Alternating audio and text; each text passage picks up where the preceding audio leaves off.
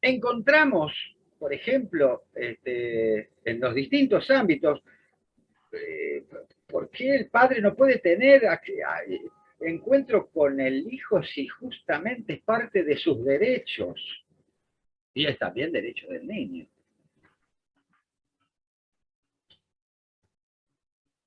Uno dice, ¿estaré preparado para hacer algo?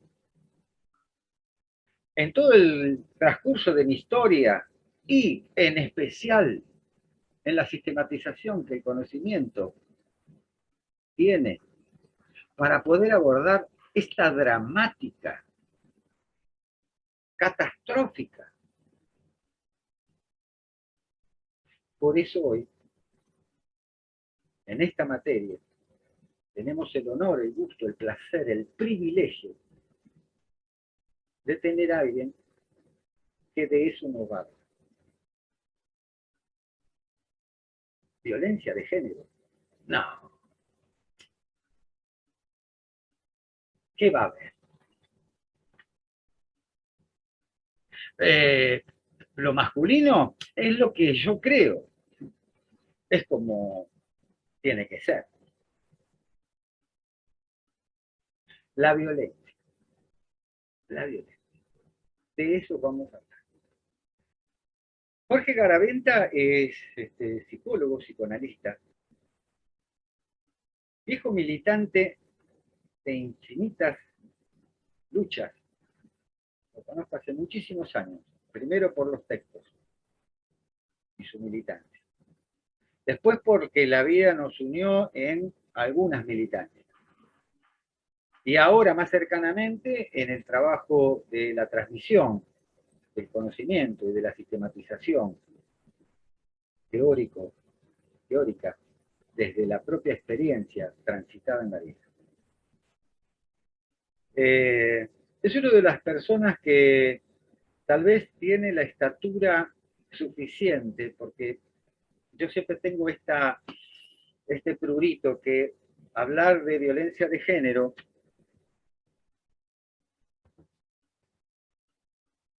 los varones muchas veces tenemos que cerrar la boca, abrir los oídos y nuestra mente para entender nuestra implicación en la complejidad de eso. Pero Jorge tiene esa distinción, porque él como varón, desde la postura masculina, desde su posición histórica, desde sus convicciones, desde su hacer continuo, histórico que conozco y que doy cuenta por haber acompañado gran parte de su desarrollo, tiene esa estatura. Los convoco a que lo escuchen, le pregunten, lo interroguen, saquen el provecho que en este pequeño instante que va a ser en la vida de ustedes, 2 horas tal vez, les permita de alguna manera reflexionar y ver cómo hacemos para que esta catástrofe cada vez sea menor y ojalá desaparezca. Que nunca más sea tan bien para estas cosas. En un tiempo donde hace muy pocas semanas, en un país muy lejano, tan lejano ese país de nosotros como nosotros de ellos, se ha vuelto a una civilización que tal vez es del paleolítico de lo humano. Estimado Jorge Garaventa, bienvenido nuevamente, muchísimas gracias, es un honor en este último, en el posludio de mi trabajo como titular de esta cátedra o como encargado de enseñanza, que es la nominación que tiene, acompañe esta frutilla en este postre tan maravilloso que es tratar de generar en las nuevas generaciones y en los actores actuales y futuros una práctica en salud que sea activa, beneficiosa y transformadora.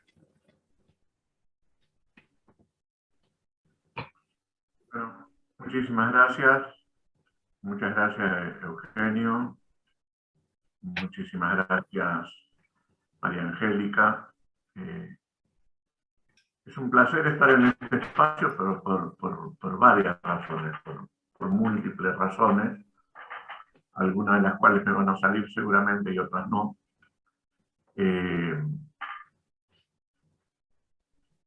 Eugenio tiene, cuando me presenta la generosidad de los currículums, ustedes vieron que los currículums dicen cosas buenas y lindas, no hay ningún currículum que diga en esto fallaste, ¿no?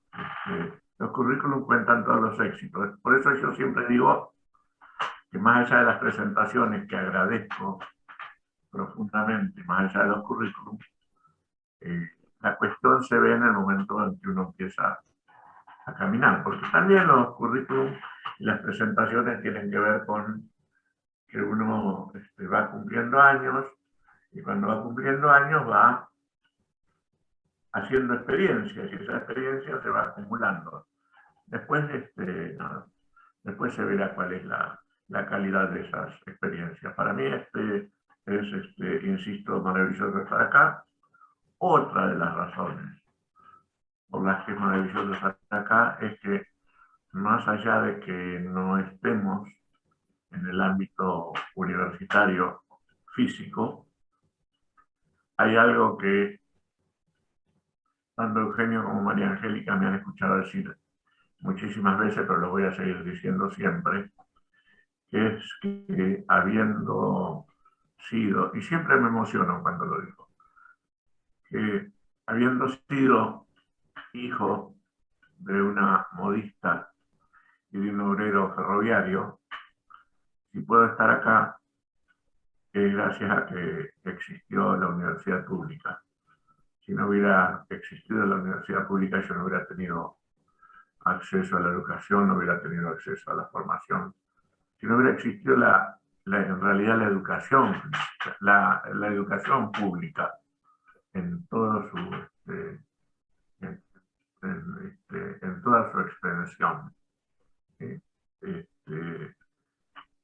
La otra anécdota que siempre cuento es que yo no fui a jardín de infantes porque no había jardín de infantes público, entonces no tenía mi padre posibilidades de eso. Y la otra cuestión es que la, la escuela pública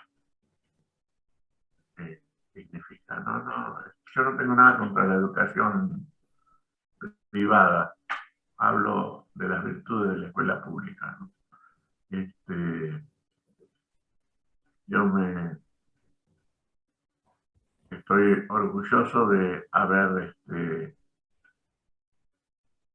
terminado el 5º año de la secundaria en la escuela, la escuela número 1 Bernardino Rivadavia de Moquegua, un pueblito chiquitito, partido de Chivilcoy, y los últimos 20 días, por una cuestión de que a mi padre, que era jefe de estación, lo mudaron de pueblo, los últimos 15 días de mi escuela fue en González Catán. Quiero decir, bienvenido, es una alegría cuando uno puede ir a determinados colegios valiosísimos. Mis hijos han estudiado en el Carlos Pellegrini, mi hijo en el Lenguas Vivas, mi hija. Pero quiero decir, la educación pública es una actitud. Y si uno se toma de esa actitud, las miradas son otra cosa. La otra cuestión es que es un placer y una responsabilidad estar en esta cátedra y con estos alumnos que necesitan saber del tema de las violencias, aunque no esté en la currícula oficial, necesitan saber del tema de las violencias, porque cada uno de ustedes, cada una de ustedes, cada una de ustedes van a estar habilitados para intervenir en los cuerpos de las personas. Es importante poder tener en claro de qué se tratan las violencias, cuáles son las violencias en los cuerpos, cuáles son las huellas de la violencia en los cuerpos. Pero además es fundamental, y sobre todo para los varones, por eso vamos a hablar hoy un ratito de la construcción de la subjetividad masculina hegemónica, es importante que los varones tengamos en cuenta los efectos de nuestras intervenciones, ¿no?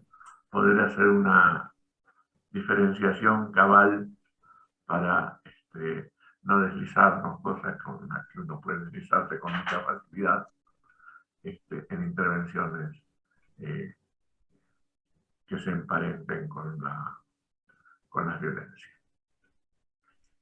Hola, Y profe, disculpa que te interrumpa. Hay un chico que quiere entrar que está avisando en el grupo. No sé si lo aceptaron. No tengo a nadie en sala.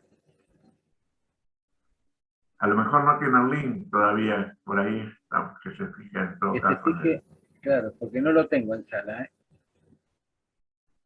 Dale, ahí le aviso. Muchas gracias y disculpa por interrumpir. No, por favor. Eh, Pueden interrumpir todas las veces que sea necesario. Además, ya que estamos a griego, porque Eugenio dijo que pregunten, que interroguen, y yo le agrego que opinen, que digan, porque en estas temáticas, como en muchas otras, nadie tiene el saber absoluto. Entonces es importante, ¿no?, que espacios como estos sean espacios que apunten a la construcción de un pensamiento colectivo. Si al finalizar el cuatrimestre de una cátedra tan rica como esta se ha logrado construir algo del orden del pensamiento colectivo, creo que nos podemos ir a dormir más o menos tranquilos. Hay una cuestión que siempre trato de poner en claro de entrada cuando me voy a referir a la temática de la violencia de género, que es que cuando hablamos de la lucha contra la violencia contra las mujeres, no estamos hablando, por lo menos no es en la concepción que nosotros tenemos, no estamos hablando de una lucha contra los varones, de mujeres contra varones, sino que es una lucha de varones y mujeres contra el machismo, contra la violencia machista. Y acá me parece que podemos bautizar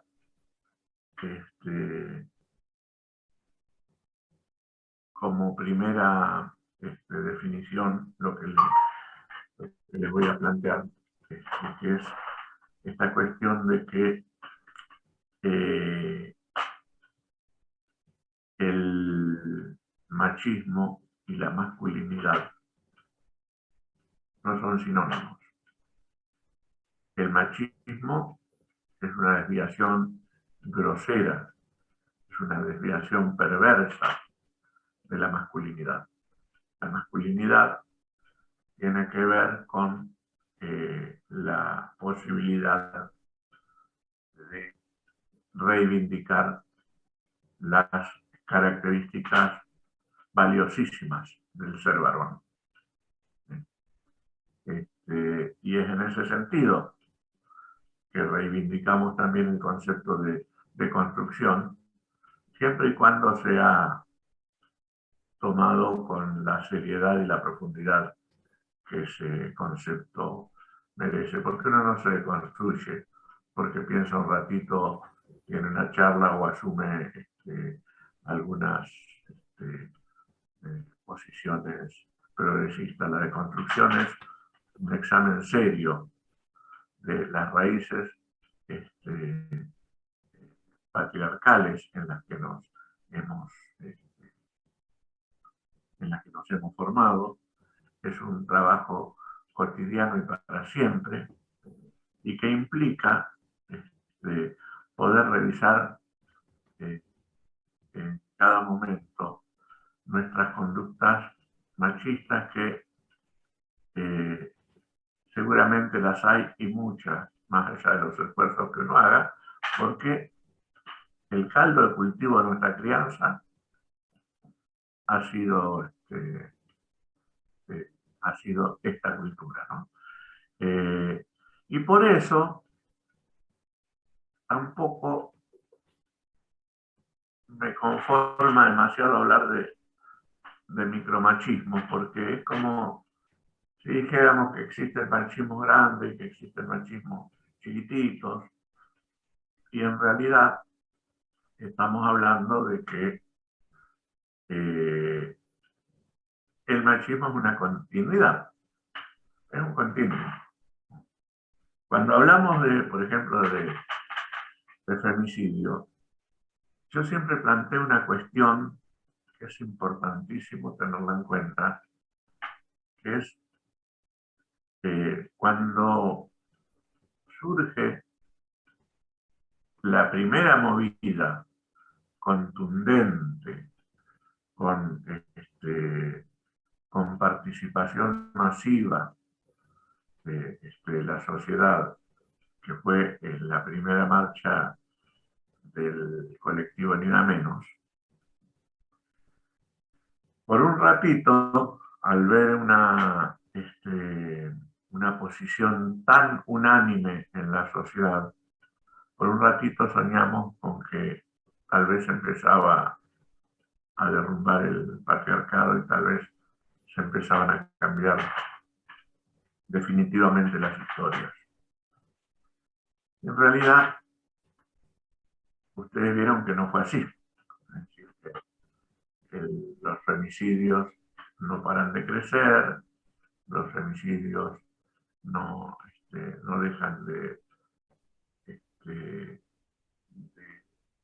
ser de una crueldad inusitada, pese a la visibilización y pese a la penalización y todo lo que ustedes quieran, ¿no?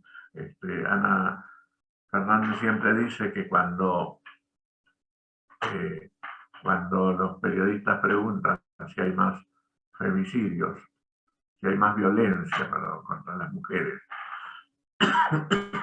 o más visibilización, hay que ser fatalmente inclusivo y reconocer que las dos cosas son ciertas.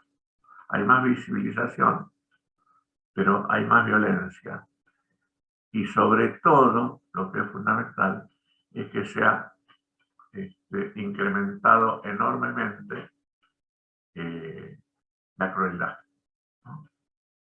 En esto, Alfredo Grande ha sido una luz que se adelantó cuando dijo: no hablemos de violencia de género, hablemos de crueldad de género. Me acuerdo que hace unos años, ya unos cuantos años, nos invitó a Susana Galarza, que supongo que ya la vieron o vendrá, no sé. Nos invitó a Susana Galarza y a mí a hablar de crueldad de género, cuando en realidad no pudimos decir muchas novedades porque ya con el título que le había puesto a la charla había dicho todo.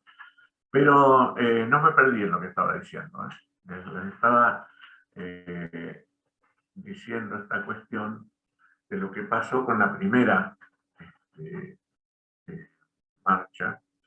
Y ustedes recordarán que quién no apareció con un cartelito de Ni Una Menos en las redes, ¿no?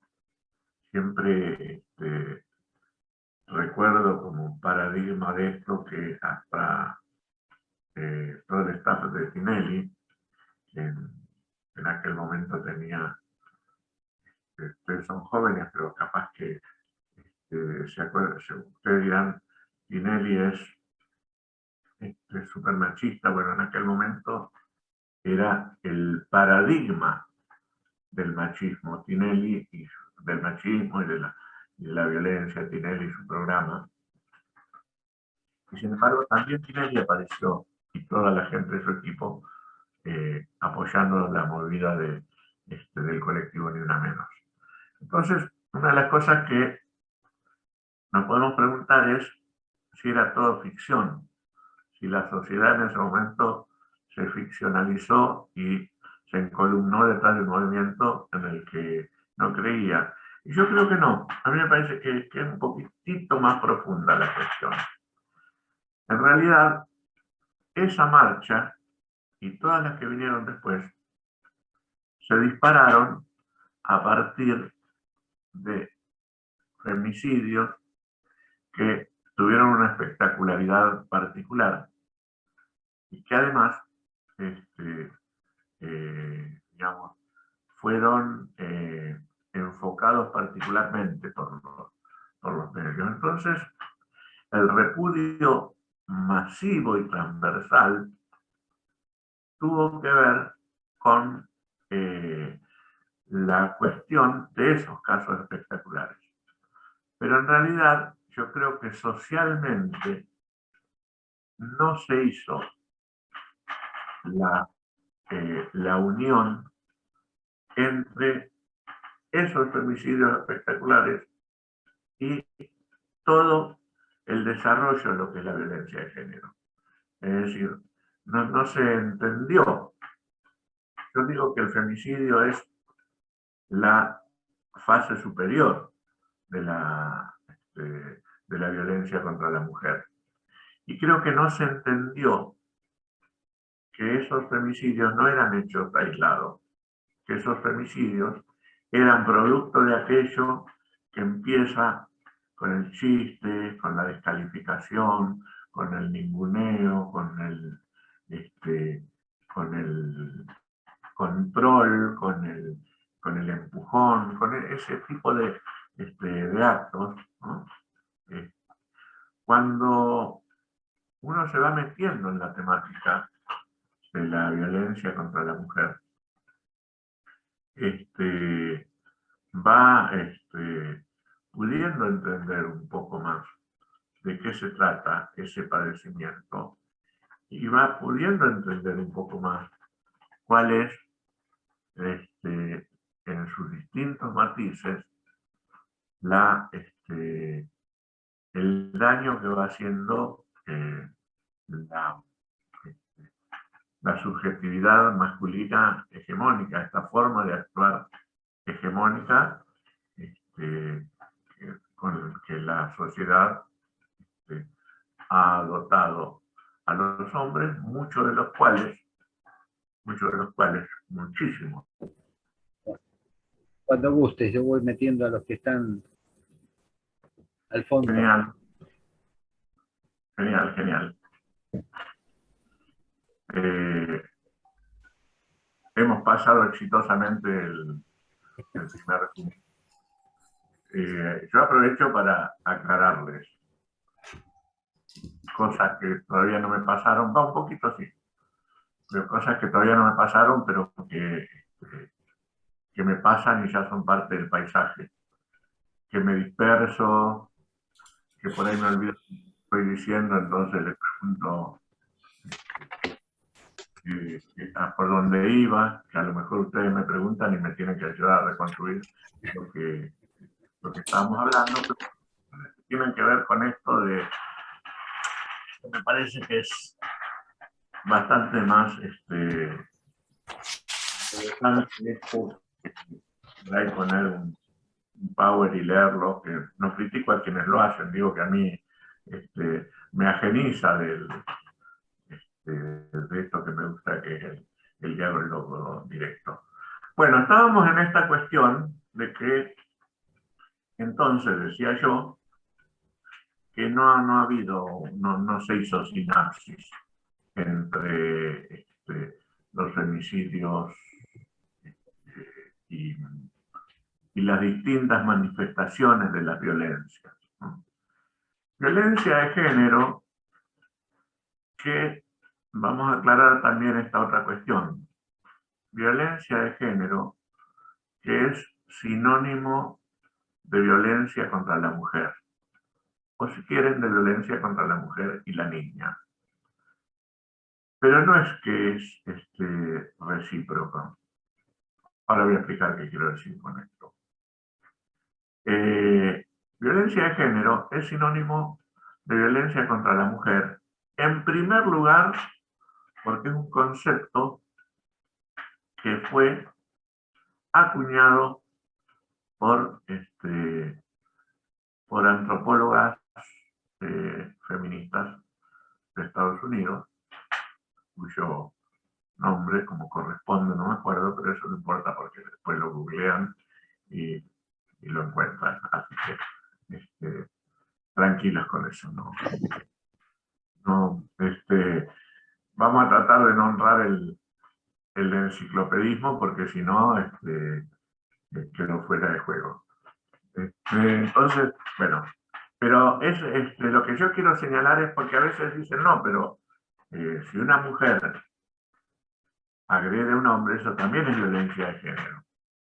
No, no, es un concepto que el feminismo se encargó de diseñar, ¿sí? Esto no quiere decir que no existan casos de violencia de mujeres contra hombres, pero no es hegemónico. Nosotros lo que estamos trabajando son las cuestiones hegemónicas. Hegemónico quiere decir que cuando al final de cada año o al año siguiente se hacen las estadísticas de violencia, en la justicia, en los distintos estamentos que tienen a su cargo tratar de establecer qué fue lo que pasó con esto, es alarmante y absolutamente desbalanceado la cantidad de violencia de género en relación a lo que sería al revés, algunas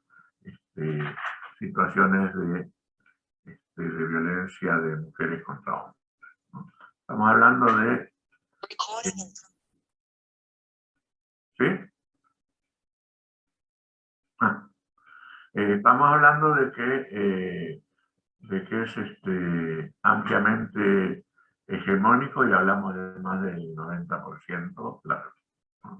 Esta es la primera cuestión. La segunda cuestión, es importante acordar entonces que cuando hablamos de violencia de género, estamos hablando de violencia contra la mujer por el hecho de ser mujer.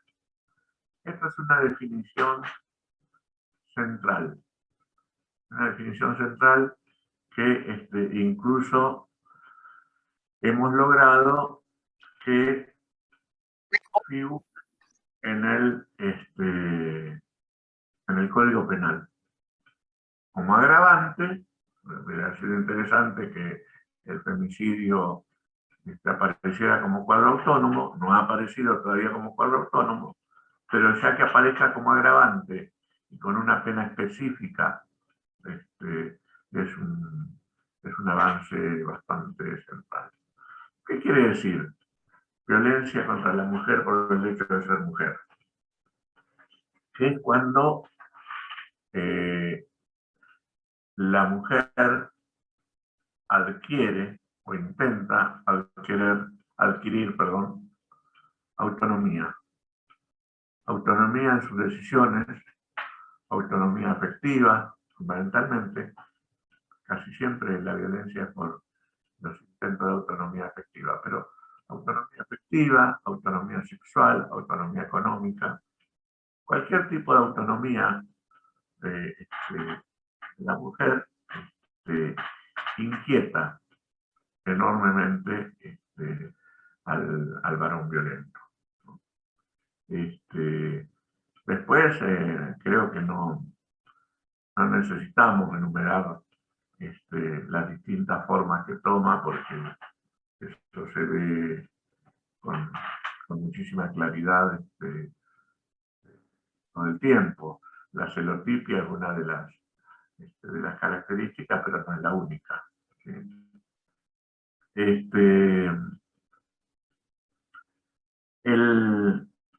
La segunda cuestión me parece que es importante recalcar en relación a la violencia de género, es que la sociedad no se hace cargo que los violentos, en sus distintos grados, y los femicidas son productos sociales. Y ahora vamos a hablar de qué quiere decir que, por lo tanto, la violencia de género es un producto social y que los violentos son productos sociales. Previo, es decir, que cuando hablamos de la responsabilidad social de la violencia contra la mujer, estamos lejos de soslayar, de dejar de lado la responsabilidad individual. La responsabilidad individual existe y debe tener consecuencias jurídicas, debe tener consecuencias penales. Pero si nosotros nos quedamos con eso, si nosotros nos quedamos con que el femicida vaya preso, con que se pudra en la cárcel, con que lo confinen, lo maten, no sé, cualquier cosa que se pueda ocurrir como pena, vamos resolviendo algunas cuestiones individuales, pero quedan intactas las condiciones de producción de esa violencia. Quedan intactas en la sociedad. Jorge, quería no preguntarte algo, porque estás avanzando y muy interesante, pero bueno, quería no retroceder un poquitito en esto que vos dijiste, que es, bueno, altamente comprobado, o sea, en relación cuando la mujer empieza a adquirir alguna autonomía, por ahí quiere trabajar, hacer cosas, no solamente, o sea, mujeres que no, bueno, que no se les ha ocurrido trabajar, hacer cosas, que fueron solamente ama de casas, no sabemos si por decisión o porque no había otra, ya desde la palabra, la libertad de expresión, ya era censurada por el violento. Hablan mucho, hablan de más.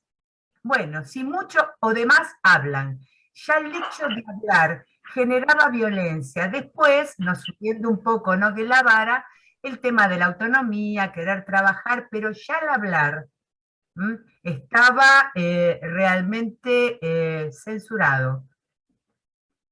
¿Estás de acuerdo? Totalmente de acuerdo, sí, totalmente de acuerdo. Qué interesante, ¿no? Esto, la primera censura es hacia la palabra de la mujer, y cuando eso queda muy desprolijo, o queda como una violencia evidente, entonces lo que le sigue es la descalificación. Esto que decíamos, hablan mucho, son chismosas, no tienen profundidad en sus manifestaciones, etc.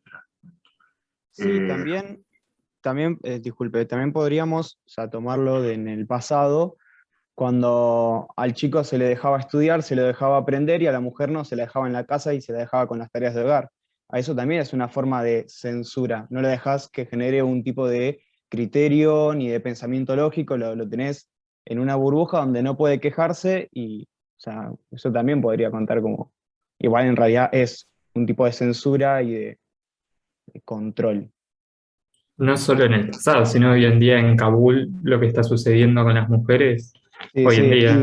y lo peor es que eso está, o sea, hay muchos organismos que se están lavando las manos porque dicen, no, bueno, es su religión, ¿cómo nos vamos a meter con su religión? Claro. Cada uno cree lo que quiere. O sea, es una locura. Igual, disculpen, vamos tan lejano, vamos al domingo familiar. ¿Quién levanta la mesa en las casas de ustedes? ¿Es la abuela, es la madre la que levanta los platos y los lava?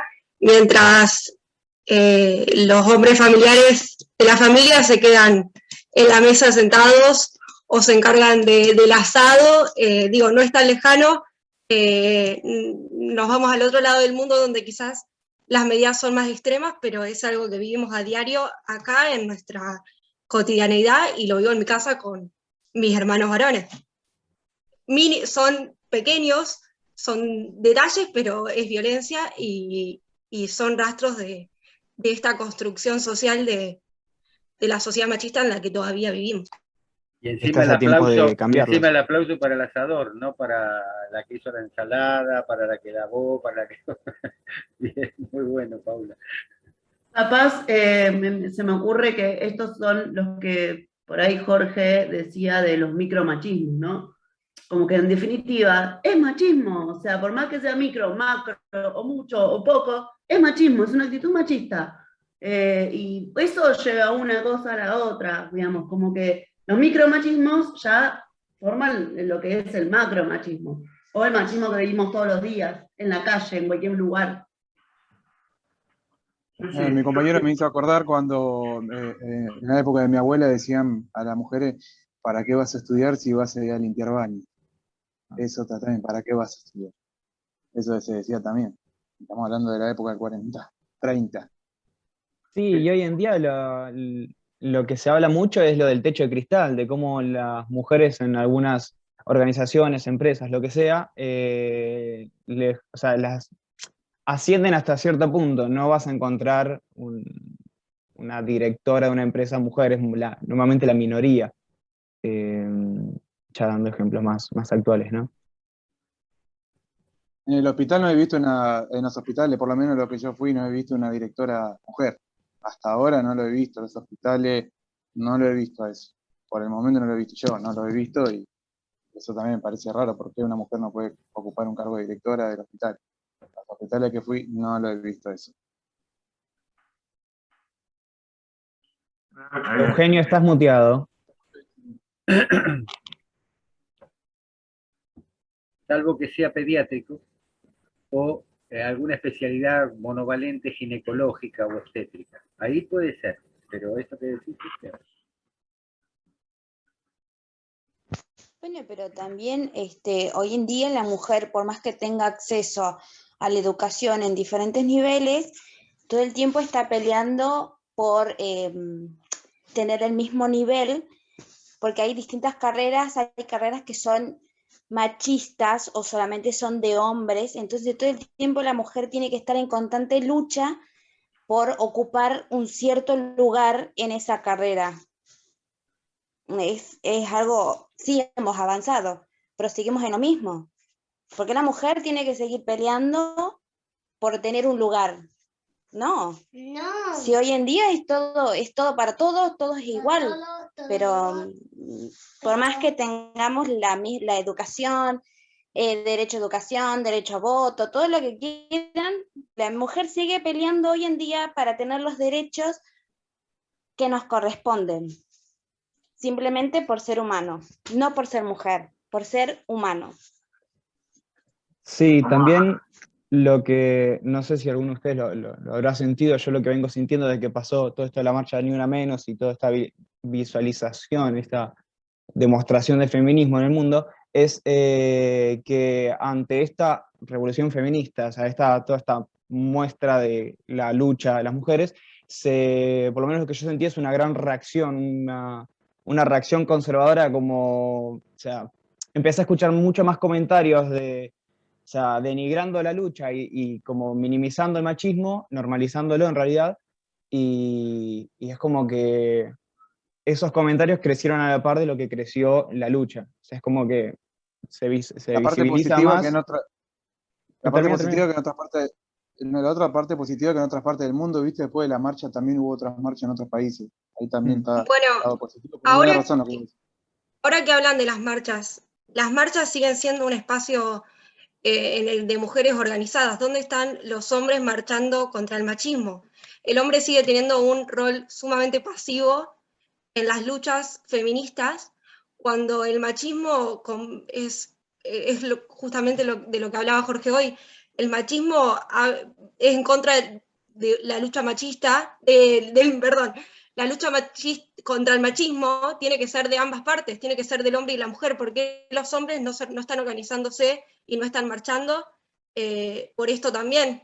Siguen siendo espacios de mujeres, y entiendo, porque digo, perdón, discúlpame que cierro esta idea.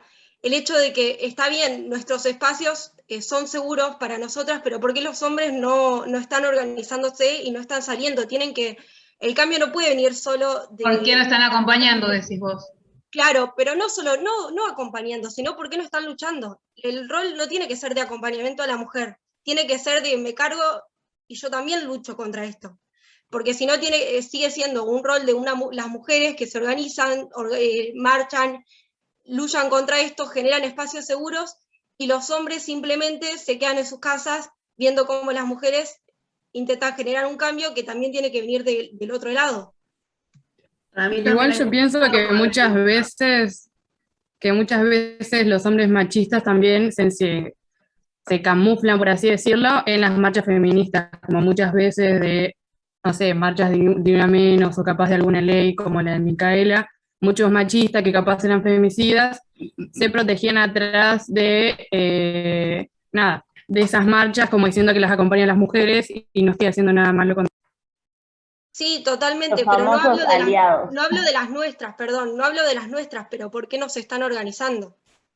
No, obvio. Capaz se organizan de otra forma. O sea, un granito, mi estimada Paula, un granito. Cuando yo hice el prólogo, digamos, de esta charla, esta cátedra es una manera de luchar, porque hace muchos años que nosotros trabajamos. Y por eso dije lo distintivo, porque acá podría haber venido Diana Mafia, podría haber venido Segato, podrían haber venido a hablar. Y nos asumimos como varones en la lucha. Jorge Garaventa es uno de ellos. Por eso, un poquito, para que no sea tan desesperanzador. Sé que es una lucha. Hay. Un poquito. Hay algunos movimientos que ya tienen unos cuantos años, son movimientos todavía minoritarios, pero hay varios movimientos de varones antipatriarcales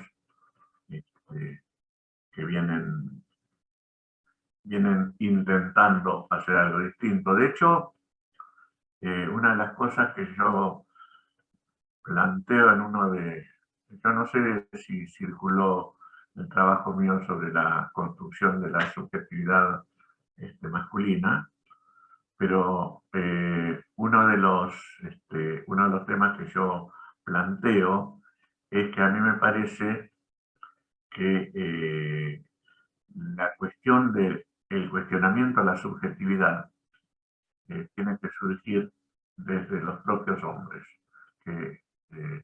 porque de lo contrario lo que estamos haciendo es la repetición de un pensamiento feminista que puesto en un proceso de reconstrucción no lo involucra demasiado al hombre, puede llegar a como obedecer, adoptarlo, pero a mí me parece que la cuestión de construcción en serio desde el rol de varones y desde esta cuestión de asumir el propio machismo, me parece que puede ubicarnos en otro lado.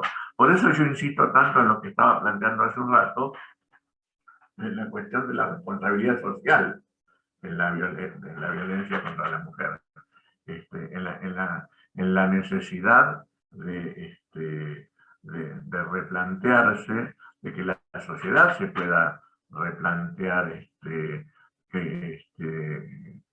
cómo viene la mano, cómo se está, porque vamos a desembocar de pleno en cómo se constituye la subjetividad masculina.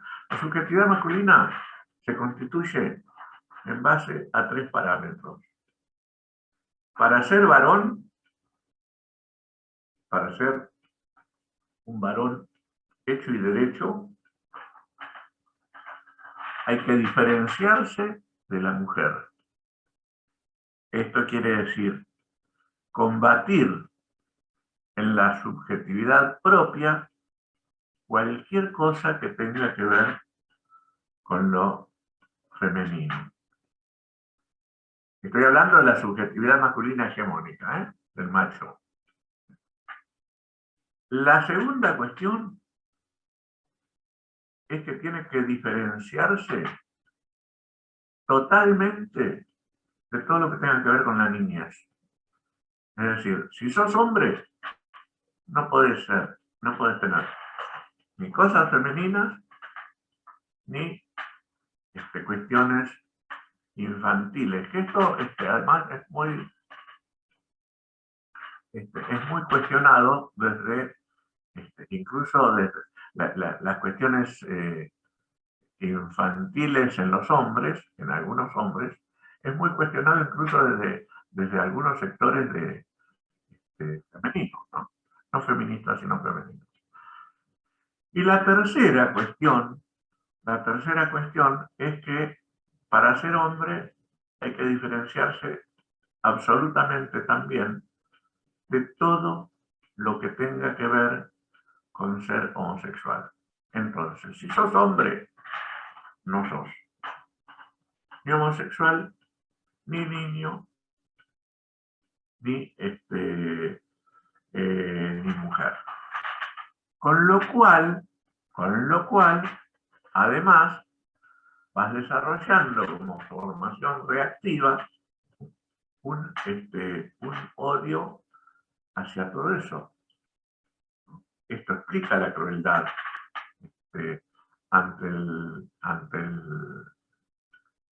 el femicidio, esto explica la crueldad en los crímenes de odio contra homosexuales, porque en realidad cuando se generan estos fenómenos violentos, estás matando además una parte tuya propia que querés combatir, ¿no? ¿Por qué en los boliches, por ejemplo, los patobicas tienen las mismas características de aquellas personas a las que tienen que discriminar? Porque justamente han tenido la inteligencia, quienes los contratan, de entender que nadie mejor que alguien resentido con esos aspectos propios para poder combatirlos en el otro, ¿no? Y eso tiene que ver además con la raíz de la crueldad de los patobicas, ¿no? Es muy importante tener en cuenta. Una consulta, entonces sería que por el producto de la represión que surgió en todo este crecimiento, en todo lo que es la infancia, o todo, vamos a decirlo de esa manera, es lo que genera este odio tan cruel hacia estas diferentes, no sé, el homosexual, o la mujer, o todo lo que es de color de rosa, o ¿no? Como el rechazo de este tipo de cosas, ¿no? Sí, eso bien, digamos. Claro, yo también estaba pensando... Lo que yo planteo siempre es que esto no lo tomen como esquemas cerrados, sino como esquemas de pensamiento productivo, ¿no? Para poder pensar cada situación, porque si no nos ponemos esquemáticos, aplicamos fórmulas y no terminamos de entender del todo qué es lo que pasó, ¿no? Que el crimen de la mujer, que el femicidio hoy es un crimen de odio, me parece que ya no está en discusión.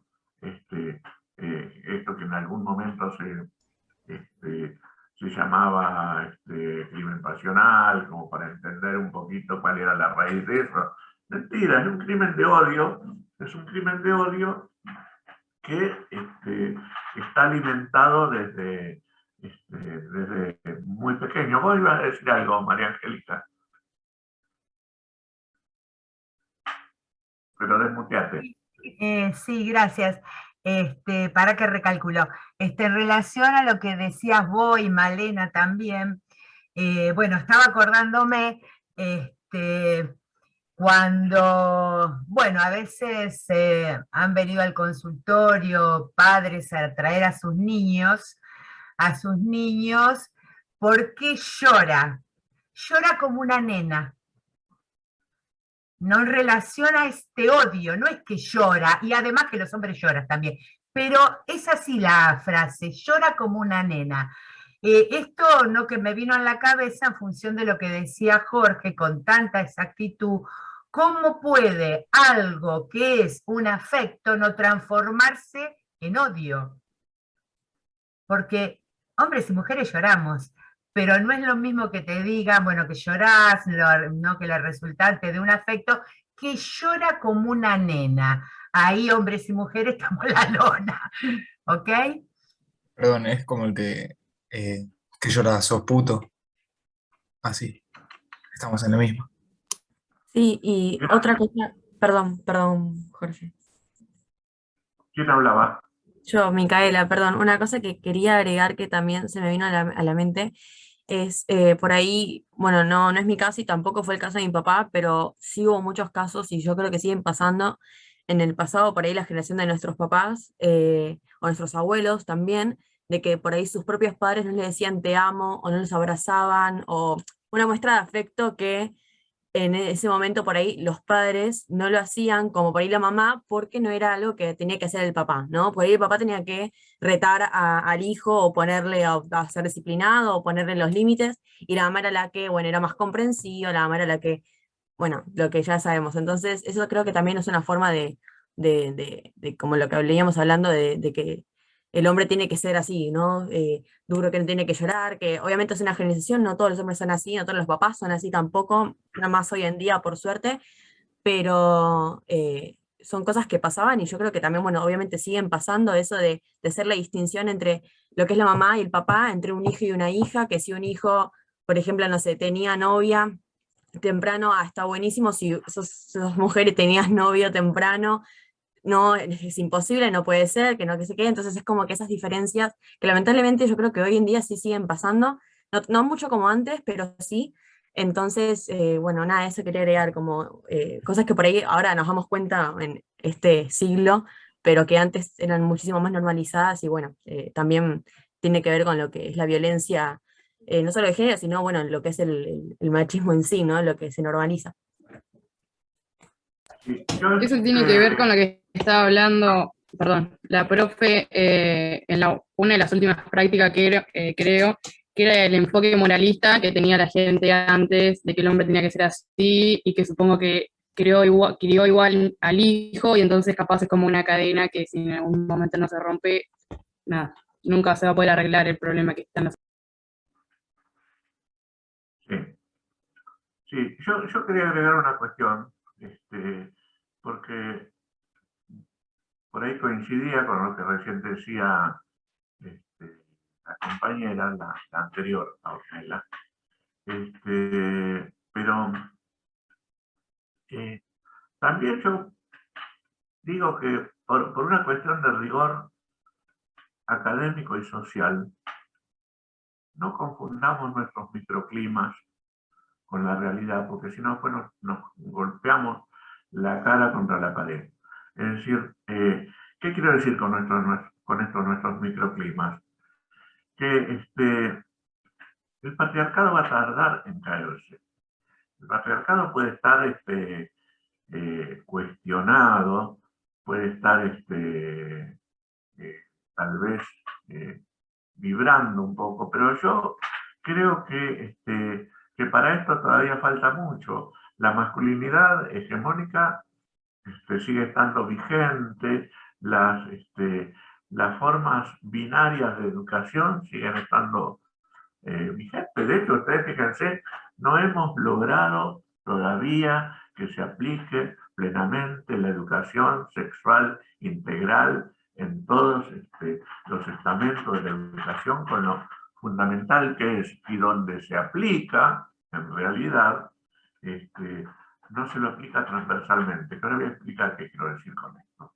Porque una cosa que no quería que se escapara de cuando hablaba de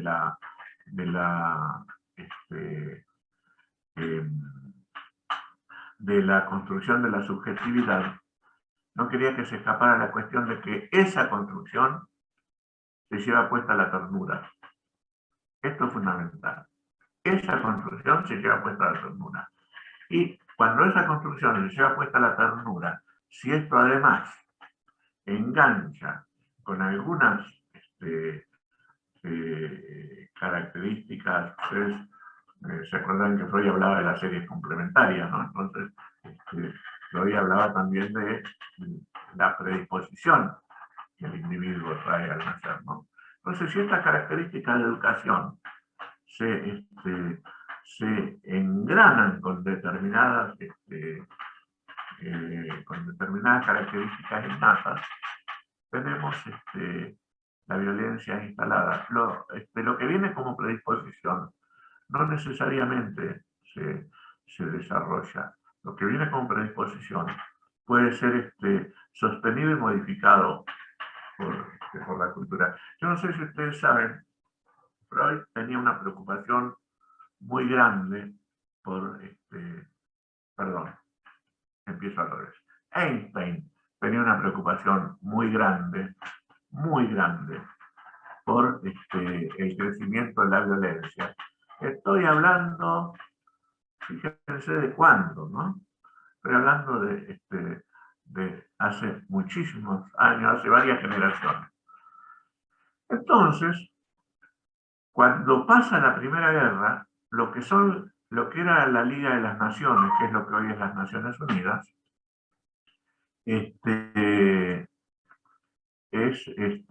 encarga a Einstein que haga un simposio para ver si hay alguna forma de que las violencias no sigan creciendo en la sociedad. Einstein decide convocarlo a Freud porque Freud decía Einstein era el hombre que mejor conocía al ser humano por entonces, ¿no? Cuando Einstein lo convoca a Freud le dice, era para un simposio sobre la paz. Freud le dice que él tiene muy poco para decir sobre la paz, porque él en realidad es muy pesimista acerca de la posibilidad de que la violencia de los seres humanos cese. Y surge un intercambio valiosísimo que yo les voy a pedir que ustedes lo bajen de internet. Es un libro que es la correspondencia entre Freud y Einstein, es cortito, que se llama ¿Por qué la guerra? Donde Freud dice que el individuo nace con una pulsión de muerte y que además la pulsión de muerte finalmente se va a poner en juego y va a dificultar muchísimo la paz entre los individuos. No obstante, cuando parecía que Freud iba a dar por cerrada la cuestión, dice, sin embargo, hay una posibilidad. La posibilidad es que esta agresión que los seres humanos traen de manera innata pueda ser canalizada hacia fines nobles, ¿no? Ahí es donde Freud desarrolla el concepto de sublimación, que es, siempre damos el ejemplo de los cirujanos pobres, ¿no? El cirujano sería un sádico en potencia socialmente si no lograra canalizar ese sadismo en una cuestión tan noble como es la cirugía. Y así, qué sé yo, los psicólogos y psicólogas somos chismosos y chismosas en potencia, y cada uno sabrá a dónde hubiera derivado su pulsión o su componente pulsional si no hubiera sido por la posibilidad de que esto se canalice. Bueno, este es el rol central que tiene la cultura, ¿no? Y justamente, si nosotros decimos que nos hemos criado en una cultura patriarcal y violenta, lo que hay que cambiar es la cultura. Y la forma de cambiar la cultura es intervenir seriamente en la educación. Y la forma de intervenir seriamente en la educación es a través de la educación sexual integral desde las primeras etapas de la educación con perspectiva de género. La perspectiva de género es central en esto. Y yo les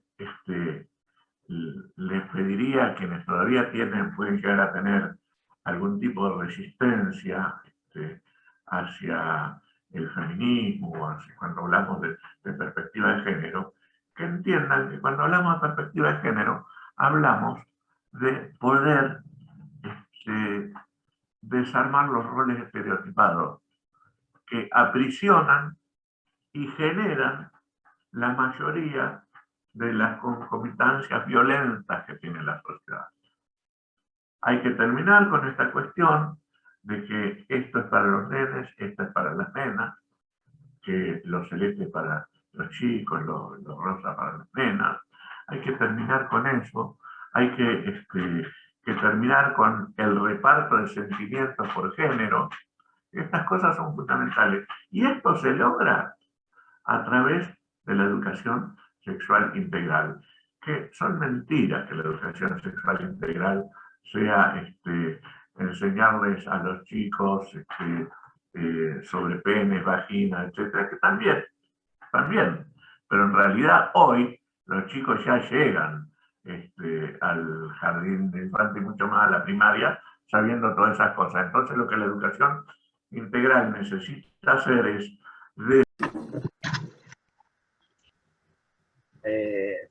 blog de notas. Lo que la educación sexual debiera de hacer es, ahí que te quedaste en el corte. La primera cuestión es que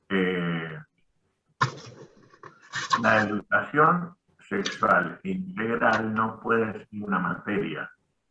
Tiene que ser una concepción que atraviese toda la enseñanza, toda.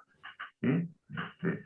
Yo les cuento algo que pareciera que no tiene nada que ver con esto, y sin embargo es fundamental. Yo estoy auditando un programa de asistencia a víctimas de siniestros viales, que es un convenio entre la Federación de Psicólogos de la República Argentina y la Agencia Nacional de Seguridad Vial.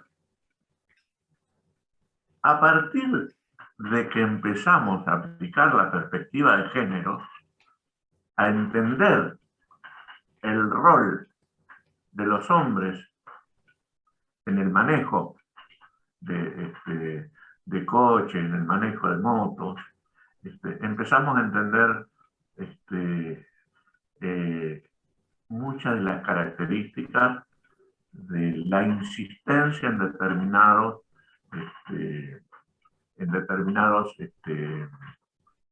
siniestros viales. Esto es fundamental. Por eso digo, está bien dar una materia de educación sexual. Está bien, siempre y cuando no se agote ahí. Bueno, como me parece que este ya va a ser el último Zoom, probablemente.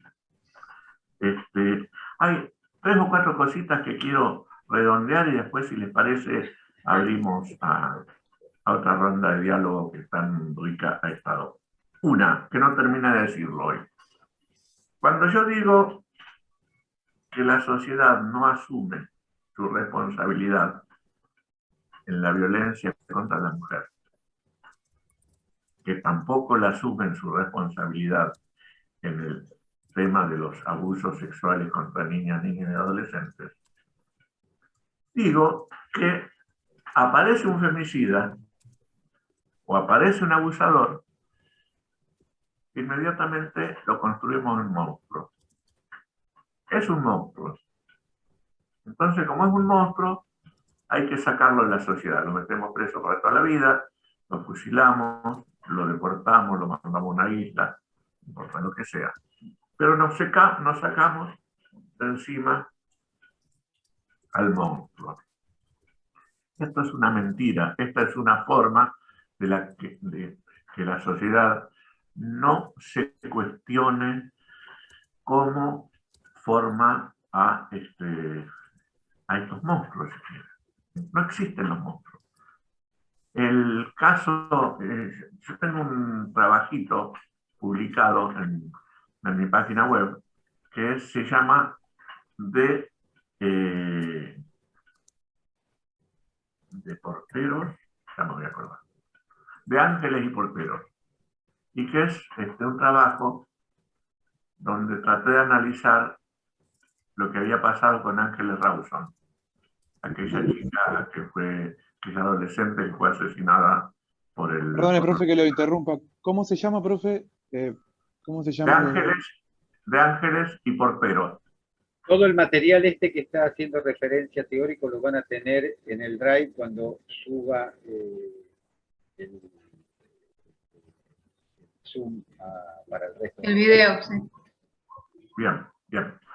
Bueno, resulta que ustedes se acordarán que cuando fue el caso de Ángeles Rawson, lo primero que todos, casi todos y todas hicimos fue, por portación de cara, de gesto y de conducta, responsabilizarlo, ponerlo en el lugar de sospechoso al marido de la mujer, de la madre de Ángeles. Y además, como sonaba más a cuento terrible, se hablaba del padrastro, cuando en realidad Ángeles no tenía padrastro, porque tenía un padre y un padre en funciones, ¿no?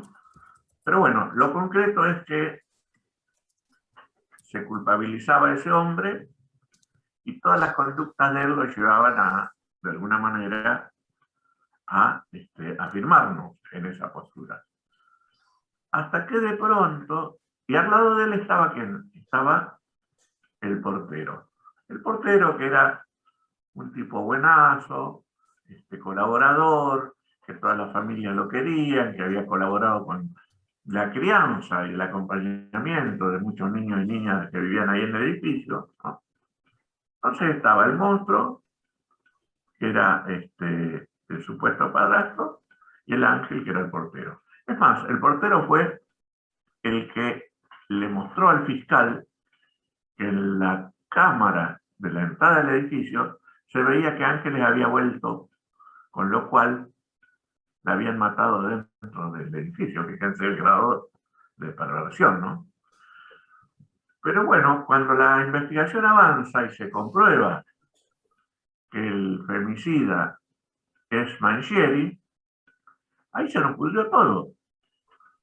Porque se nos fue a la miércoles la teoría del monstruo, y si Mangieri, que era un ejemplo de persona, era el femicida, cualquiera de nosotros podría estar en algún momento en ese rol de femicida, en ese rol de abusador, ¿no? Esto es lo que la sociedad encubre cuando instala los monstruos. Encubre esta cuestión de que cualquier ciudadano común puede devenir, dadas las circunstancias, en algo así. Y voy a insistir que esto no le quita responsabilidad penal. Todo lo contrario, yo creo que la sociedad también necesita ejemplificar, ¿no?, con ese tipo de cosas. La otra cuestión que no quería que se pasara por alto es que ustedes escucharan, y lamentablemente se escucha muchísimas veces que lo dicen mujeres, cierto, ganadas por el patriarcado o todavía no rescatadas por los movimientos colectivos de mujeres de la guerra del patriarcado, porque habrán escuchado que muchas mujeres dicen, y muchos hombres también, pero muchas mujeres dicen: yo no soy ni feminista ni machista. Y eso es una barbaridad conceptual, teórica, social, militante, como se les antoje. Es una barbaridad, porque estás poniendo en la misma balanza lo que es un movimiento de lucha por los derechos la dignidad y la vida de las mujeres, la estás poniendo al lado de una filosofía de muerte como es el machismo. Son dos cosas absolutamente incomparables, no tienen ningún tipo de nexo, pero se los utiliza de la misma manera que cuando una mujer se pone difícil, se la tilda de feminazi. Cuando en realidad, cuando se trata de feminazi a una mujer, se soslaya, se entierra la cuestión, y en este sentido yo los invito a leer literatura que hay en abundancia. Se soslaya la cuestión de que las mujeres fueron un bastión de lucha contra el nazismo en Alemania, y que los movimientos feministas, que eran muy fuertes cuando irrumpe el nazismo, fueron desarticulados y las mujeres fueron a parar a los campos de exterminio.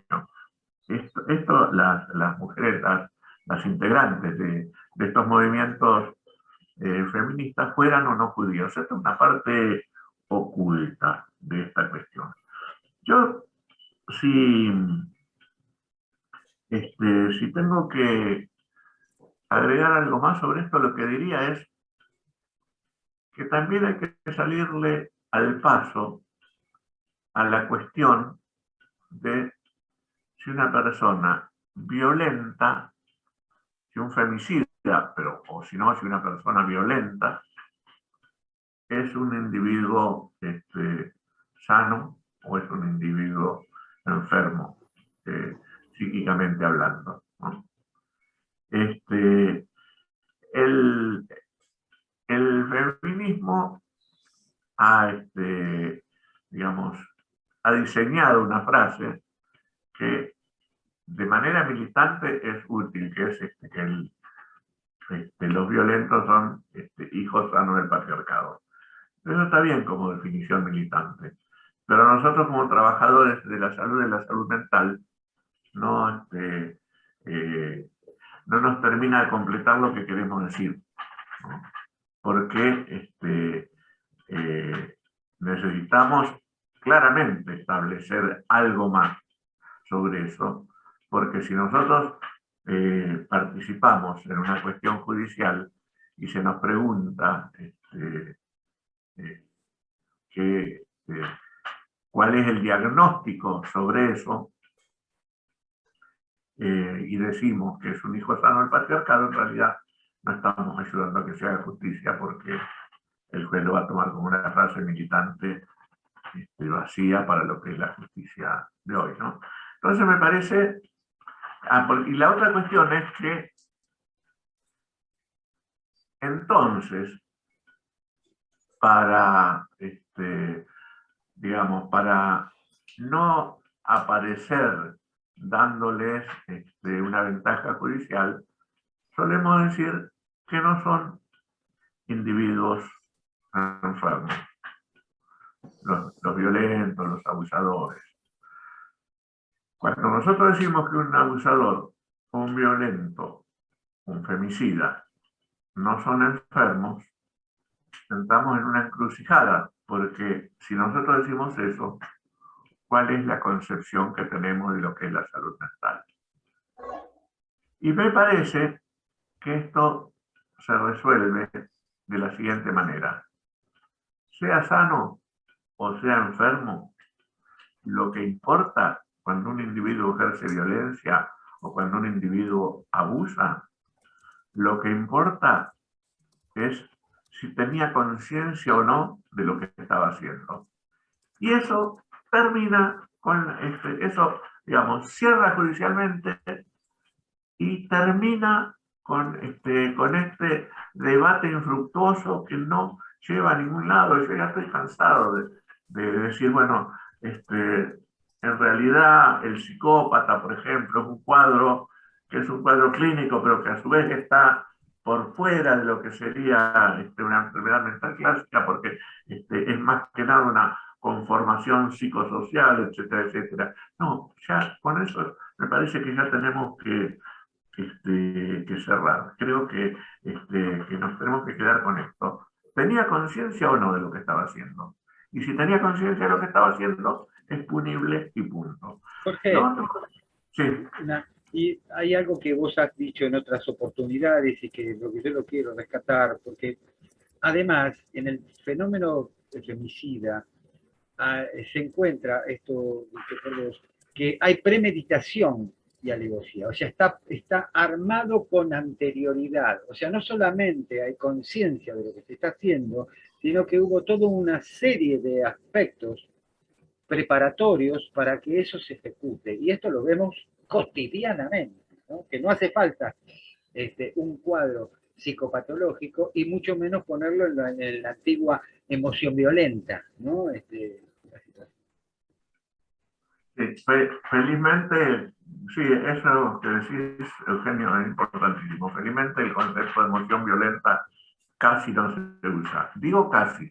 Todavía algunos jueces lo siguen utilizando, pero en realidad en los abusos sexuales ya contra la niñez ya no es necesario seguir señalando eso, porque hoy cualquiera que conoce más o menos los términos, las formas en las que se dan los abusos, sabe, ha visto que es premeditado, que tiene que ver con la seducción, que la seducción lleva meses, lleva años, que es toda una cosa pensada milimétricamente.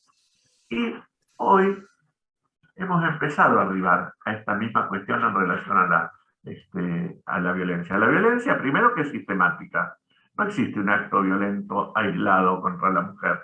Es sistemática. La violencia en la pareja es sistemática. En los grados que sea, pero es sistemática. No hay un momento de apasionamiento que lo lleva al individuo. Es una construcción increciendo. Y si la mujer, con la ayuda de las herramientas necesarias, la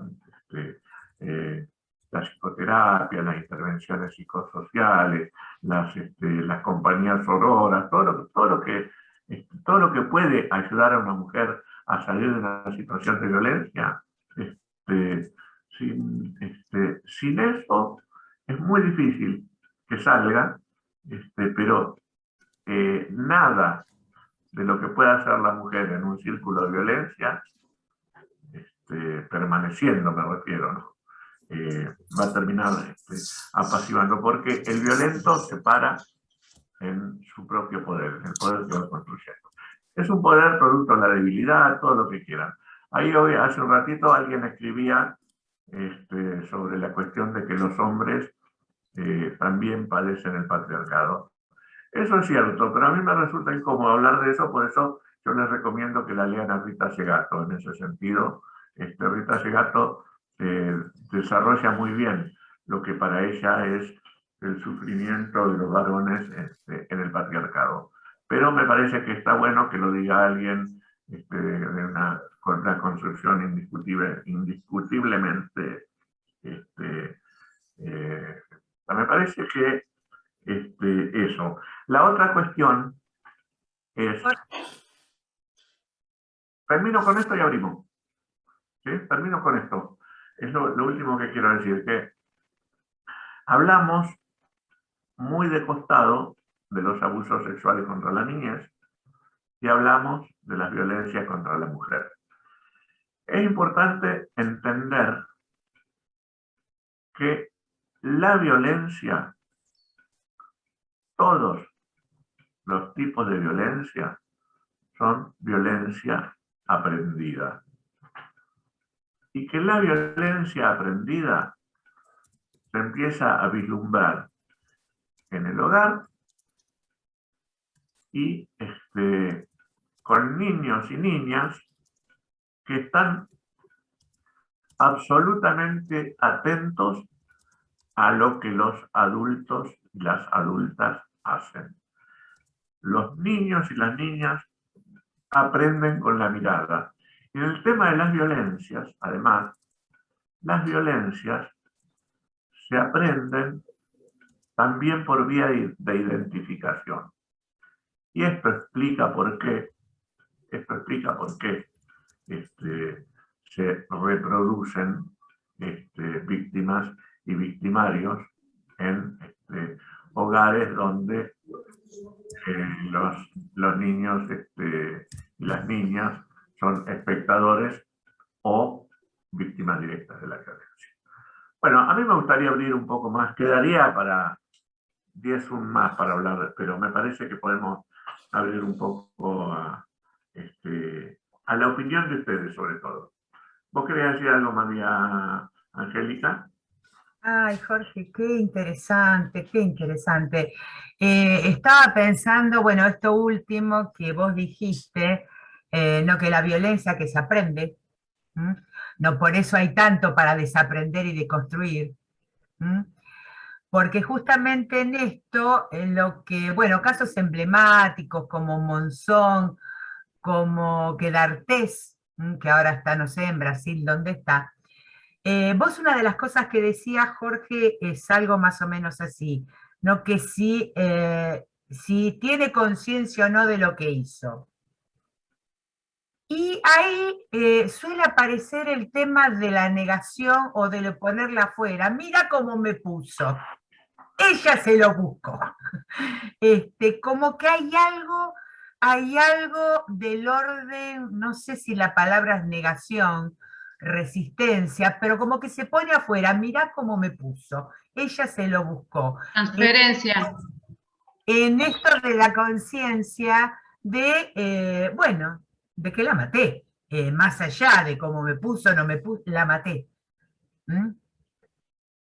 Sí, es más como una posición de superioridad en la cual el hombre tiene a la mujer como un objeto, o sea, mirá cómo está vestida, mirá lo que está haciendo, me provocó, y esa situación de superioridad termina avalándolo en su lógica si después la chica en cuestión dice no, o le pone un freno o algo, en su lógica, reitero, él está avalado a dar una represión y a veces se va de las manos y termina en un femicidio. Ay, me trabó el pati, pero bueno, se entendió. Y así, y bueno, en realidad el femicidio es el peor final. Hay un montón de cosas que no se muestran, de las cuales no se habla, muchas cosas que se callan porque también está mal visto, está muy juzgado, pero cosas que estuvieron siempre, o sea, desde nuestros abuelos, nuestros padres, como también va a seguir a lo largo del mundo porque la verdad el mundo es bastante grande. Pero no, es un tema bastante complicado. Julián, mira, en relación a lo que decís vos, la cuestión de... Por eso yo voy a insistir en que dejemos de hablar de micros, porque si no vamos a hablar de las microviolencias, los micromachismos, etc. No, hay una naturalización cultural y social de este tipo de acciones. ¿Qué sé yo? No importa si el vecino de al lado es aparentemente inocente en los ataques de celo que tiene con su pareja, por ejemplo. En realidad estamos ante una situación que potencialmente puede avanzar hacia otra cosa, porque es muy raro que este tipo de actitudes queden en eso. Pero además de lo que estamos hablando, que no lo hemos podido desarrollar ni nos van a dar los tiempos para desarrollarlo, es de la posesión del cuerpo de las mujeres, del cual los hombres se creen con derecho a poseer y disponer de los cuerpos de las mujeres y por extensión de los niños. Por eso la generalización del abuso sexual contra las niñas. Yo quería consultar algo sobre el tema de ESI. El hecho de que falten las escuelas también sería un hecho de violencia en cuanto a nuestros derechos, ¿no? Y otra cosa también. Que el hecho de el ESI hasta qué punto es integral, porque yo estoy buscando poner el significado de integral que dice comprende todos los aspectos o todas las partes necesarias para estar completo. Y por lo menos el ESI que yo tuve fue dedicado a una mujer y un hombre hegemónico y heterosexual. O sea que la parte homosexual no estaría integrada. ¿Se entiende? Ah. Sí, sí. Totalmente cierto lo que decís, Donatella, y además hay una, podemos agregar más. Aunque hoy estuviera integrada la cuestión de la homosexualidad clásica, digamos, nos encontraríamos con la cuestión de que las nuevas identidades quedarían también por fuera, ¿no? De cualquier manera, en eso sí, la gente que trabaja en ESI es gente que trabaja, profundiza, se cuestiona, moderniza, etc. El problema es hasta dónde se los deja avanzar. Pero claro que integral tiene que ser eso que vos decís y mucho más. Y mucho más. Creo que hoy lo que hay un movimiento juvenil de mujeres muy fuertes, que lo que por ahí la ESI no abarca, se está dando, tal vez de manera anárquica, pero se está dando a través de estos colectivos, pero sí entiendo que la diversidad tiene que ser el camino que tiene que tomar la diversidad, digamos, abarcativa de las nuevas identidades. Es más, yo hoy hablé, hasta hace, ustedes fíjense cómo esto está dinámico y cambiante, yo hasta hace un par de años, cuando venía a dar las clases a la facultad, hablaba de la construcción de la subjetividad masculina. Hoy hablamos de la construcción de la subjetividad masculina hegemónica. Y seguramente el año que viene estaremos hablando de las nuevas masculinidades, tema que hoy no di porque no estoy todavía capacitado como para darlo, porque es un tema en el que me estoy empezando a meter, pero que les recomiendo absolutamente. Hay un instituto de masculinidades que da cursos gratuitos, creo que se llama así, Instituto de Masculinidades. Bueno, si no lo van a encontrar, busquen a Matías de Stefano Barberi, que acaba de publicar un libro maravilloso que se llama la masculinidad, no, masculinidades imposibles, entre paréntesis, posibles. Bueno, pero Matías, además de ser amigo, compañero y un genio, está en ese instituto que da unos cursos interesantísimos, sobre todo para que los varones nos animemos a meternos ahí, a revisar un poco de qué se trata esta cuestión de la masculinidad y de las nuevas masculinidades. Profe, mucho de lo que habló, no está bien, Juan, habla. Profe, rescatando lo que decía mi compañero hace un rato sobre que era un tema complicado, y tomando lo que usted estaba diciendo, que todo arranca en la niñez, las conductas, y se van tomando, entonces yo creo que, está bien, como generación nuestra, lo de mi edad, lo de su edad, podemos mejorar, pero entonces la educación empieza por casa, no solamente el profesor, sino los padres también educándolo, porque como decía usted, si no lloré porque sos nene, sos una nena, entonces hay que educar desde casa, entonces ya esa generación, pienso yo, ¿no? Ya no basta ese problema como otras cosas que ya no están, que por ejemplo, como hablamos en principio, que las mujeres para qué van a estudiar si van a limpiar platos y esas cosas, entonces ahí desde casa ya la podríamos mejorar, ¿no? Nosotros que estamos mejorando, como padres que en algún momento vamos a hacer, entonces ahí en la niñez vamos a mejorar a la próxima generación nueva y nosotros también vamos a mejorar, pero esa generación ya no tendría ese problema. Claro, el tema es que justamente con eso por eso mismo creo que el 2019 fue el año donde más se armó un quilombo, que aparecía en TN los padres que iban al colegio diciendo con mis hijos no se metan, con los chicos no, y todas esas cosas. Son todos movimientos de personas que se comieron el verso de que la ESI era cualquier cosa, que en un momento decían que iban a masturbar a los pibes, nada que ver, están todo culpa de los medios, o sea, que son un desastre. Y bueno, o sea, por toda esa movida, por toda esa mala prensa, por todas esas reacciones,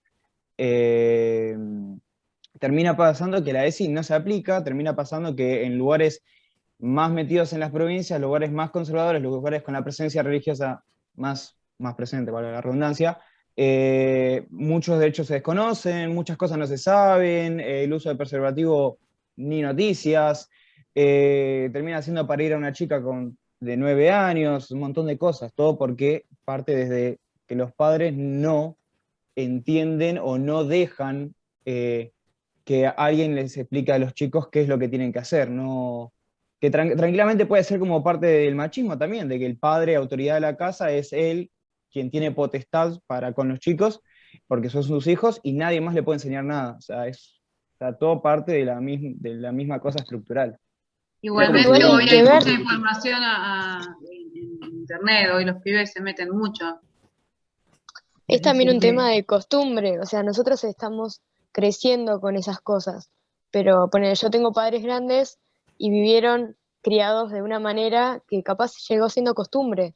Obviamente respetan la sociedad ahora, o sea, tendrían que respetarla, pero les cuesta también entenderla. O sea, nosotros crecimos con esto. Hay gente que no, creció con otras cosas y cuesta entenderlas.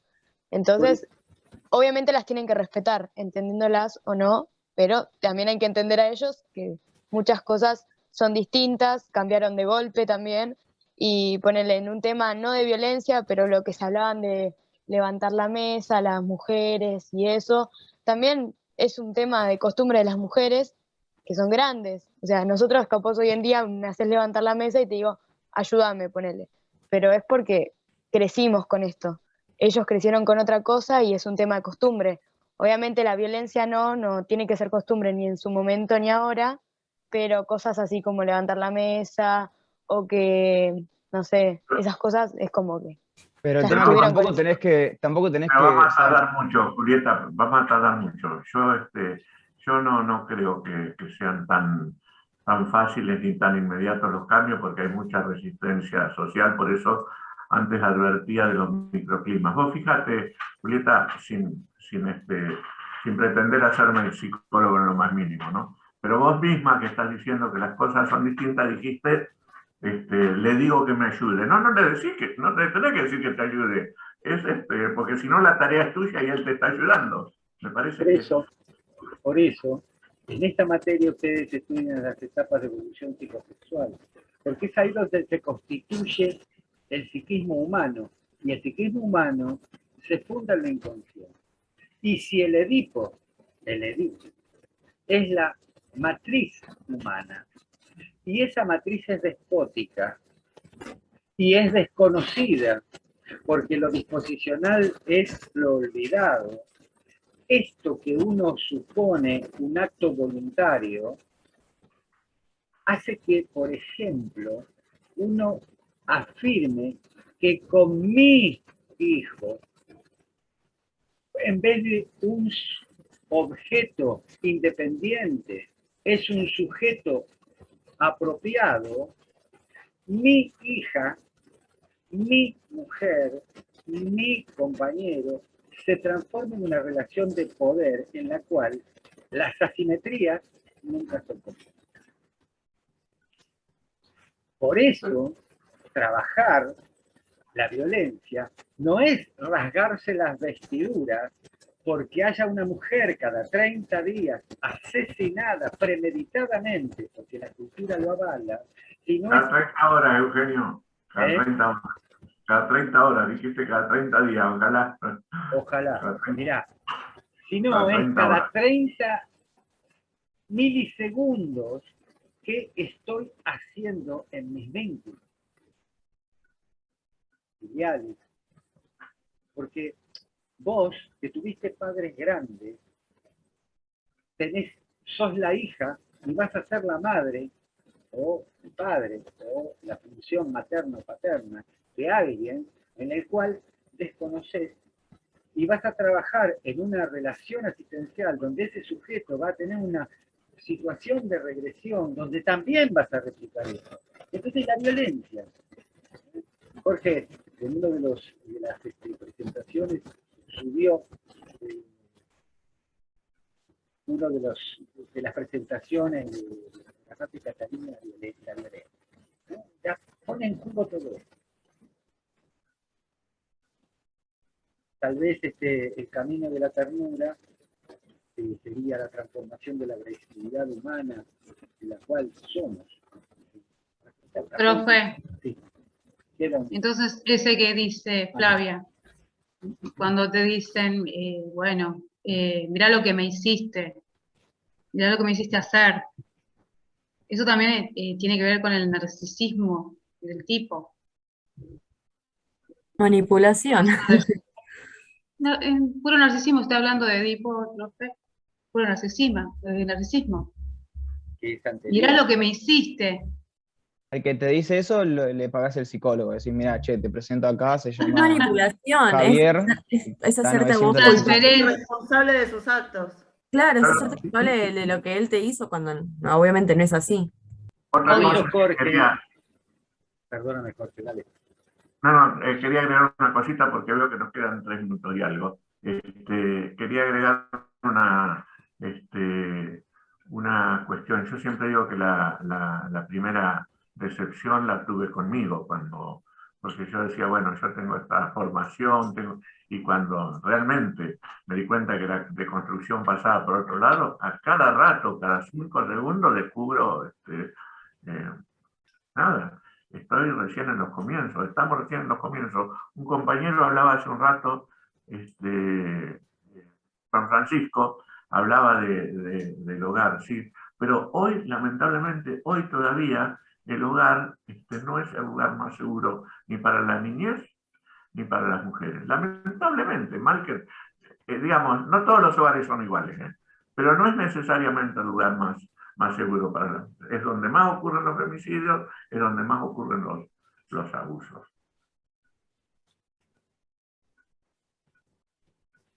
¿Alguien más que quiera ver su aporte movilizante, generador de reflexión, de replanteo? Nosotros no abrimos cabezas porque no somos aníbales. Generamos ideas, apertura. Todo lo que no se usa se atrofia. El cerebro también.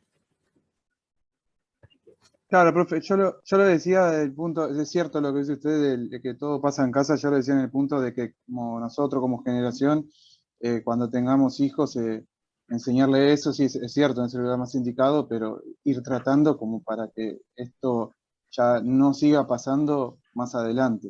A eso me refería, pero sí tiene razón, es que la casa pasa en su lugar más indicado, ¿cierto?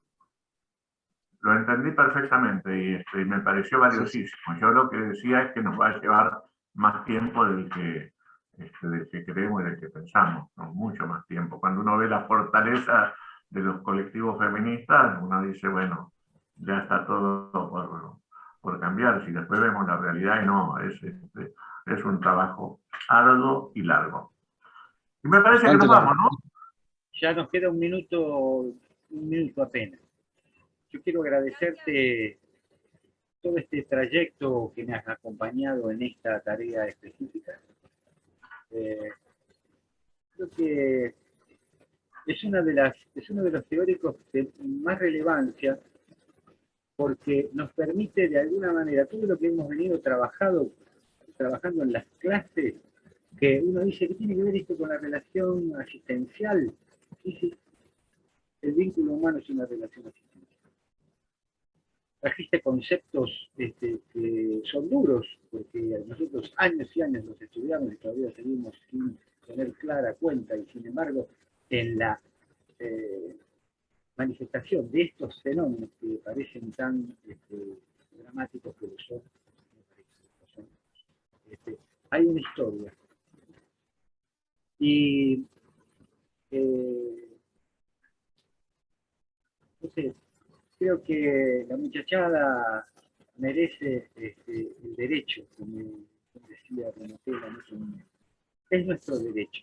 Y es nuestro derecho poder aprender a abrir nuevos horizontes.